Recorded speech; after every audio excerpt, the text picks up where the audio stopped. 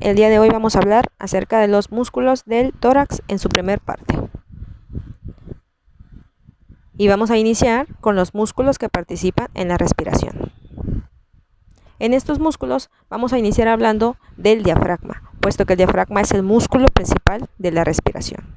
La acción de este músculo es que su contracción y relajación permiten el aumento o disminución de la cavidad torácica durante los procedimientos de expiración e inspiración, es decir, la entrada y salida del aire. Aquí podemos ver al músculo diafragma. Su inserción es el tendón central del diafragma, que se encuentra en esta porción y hacia acá, y está inervado por el nervio frénico de lo que son los ramos cervicales de C3 a C5.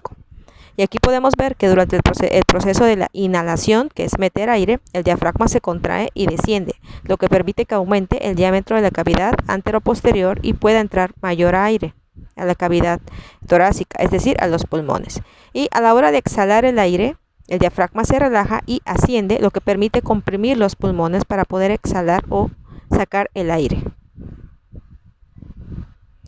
El diafragma posee tres aberturas importantes: el hiato aórtico, el hiato esofágico y el foramen de la vena cava. En el hiato aórtico, a su vez, atraviesan la aorta, el conducto torácico y la vena ácigos. En el hiato esofágico la atraviesan el esófago, los nervios vagos, que es el paracraneal número 10, y en el foramen de la vena cava la atraviesan la vena cava inferior. Aquí podemos ver con los números que el número 12 nos está indicando el tendón central del diafragma, que es mediante el cual se va a insertar el diafragma.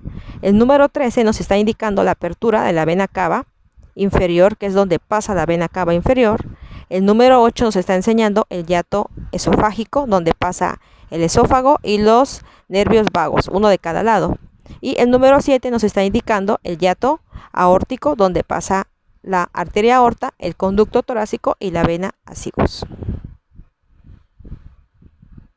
Y aquí podemos ver desde una vista superior el diafragma en un corte transversal, y aquí vemos también el hiato esofágico que les mencionaba, donde pasa el nervio vago, uno de cada lado, serían dos nervios vagos, y el esófago. Aquí está el esófago y aquí están el corte de los nervios vagos.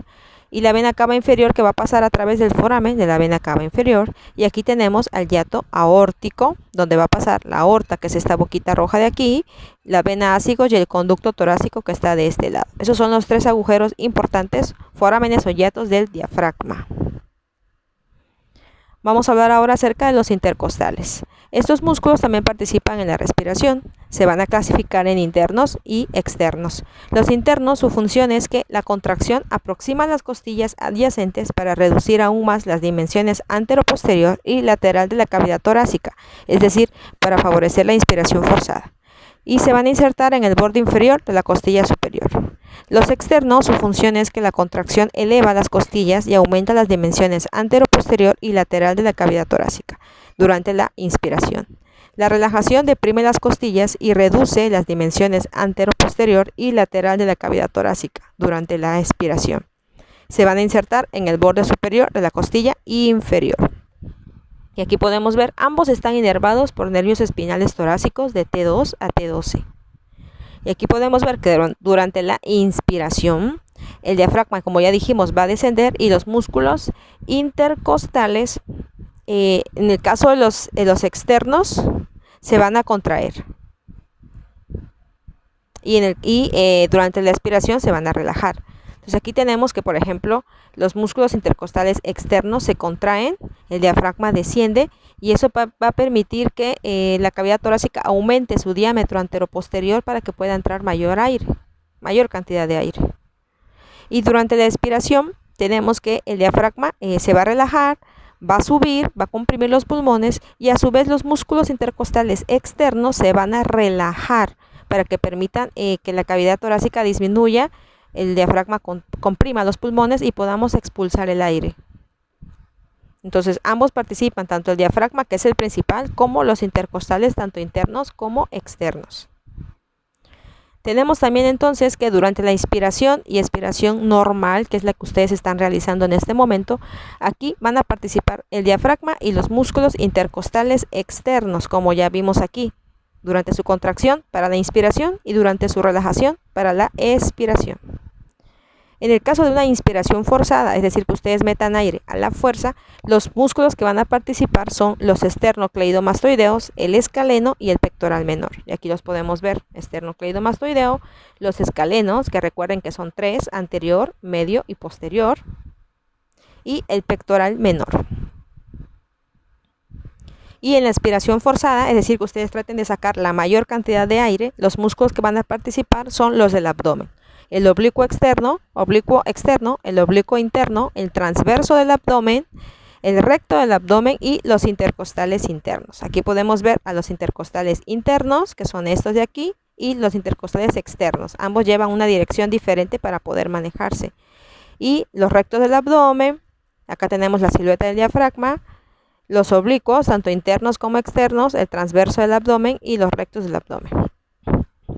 Ahora vamos a hablar acerca de los músculos que mueven la cintura escapular, es decir, los que mueven el hombro. Tenemos que estos músculos se van a clasificar en dos, anteriores y posteriores. Dentro de los anteriores vamos a tener al subclavio, pectoral menor y serrato anterior. Y dentro de los posteriores al trapecio, elevador de la escápula, romboides mayor y romboides menor. Y ahora vamos a ir viendo cada uno de ellos. Dentro de los torácicos anteriores entonces tenemos al subclavio.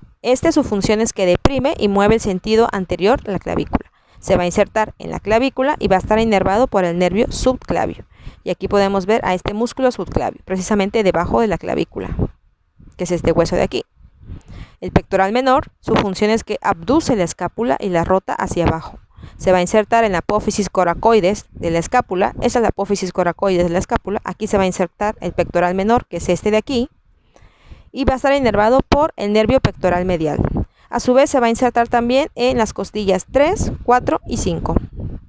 El serrato anterior, su función es que abduce la escápula y la rota hacia arriba y se va a insertar en el borde vertebral y ángulo inferior de la escápula. Su inervación va a estar dada por el nervio torácico largo.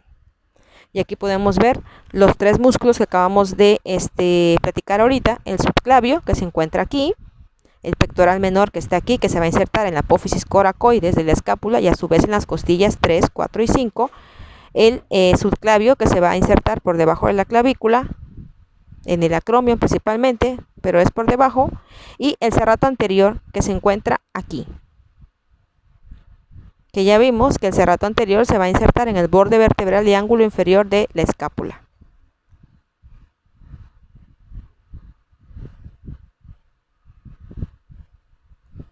Ahora veremos los torácicos posteriores, donde tenemos primero al trapecio. Su función es que rotan hacia arriba, aducen, deprimen y rotan hacia abajo la escápula. Es decir, se encarga de todo el movimiento que tenemos del hombro mediante la rotación de la escápula. Se va a insertar en la clavícula y el acromion y espina de la escápula. Su inervación va a estar dada por el nervio accesorio, que es el par craneal número 11, y nervios espinales de C3 a C5. Aquí podemos ver el trapecio, que se va a insertar en la clavícula en la porción anterior, y el acromion de lo que es la escápula y la espina de la escápula también. Aquí está la espina de la escápula. Nos estamos viendo la porción posterior. El elevador de la escápula, su función es, como dice su nombre, elevar la escápula y la rota hacia abajo. Se va a insertar en el borde vertebral superior de lo que es la escápula y va a estar inervado por el nervio dorsal de la escápula y los nervios espinales de C3 a C5. Y aquí podemos ver al músculo elevador de la escápula y aquí está el trapecio. Ambos se van a insertar en la escápula u omóplato. Y aquí podemos ver a los músculos, el elevador de la escápula, el trapecio y el elevador de la escápula, que es el mismo de este lado, y el trapecio. Tenemos también el romboides mayor y el romboides menor. El romboides mayor, su función es que eleva, aduce y rota hacia abajo la escápula. Se va a insertar en el borde vertebral de la escápula por debajo de lo que es la espina, es decir, en esta porción. Y su inervación va a estar dada por el nervio dorsal de la escápula. El romboides menor eleva, aduce y rota hacia abajo la escápula. Se va a insertar de igual forma en el borde vertebral de la escápula por encima de la espina, es decir, debajo de la espina sería aquí y por encima sería aquí. Y la inervación va a estar dado por el nervio dorsal de la escápula de igual manera que el anterior. Y aquí vemos al romboides mayor y el romboides menor. Ambos se van a insertar, uno por encima de la espina y otro por debajo de la espina de la escápula. Eso sería todo en relación a los músculos que mueven el hombro principalmente y que permiten los movimientos del hombro. Espero que haya sido entretenedor el video.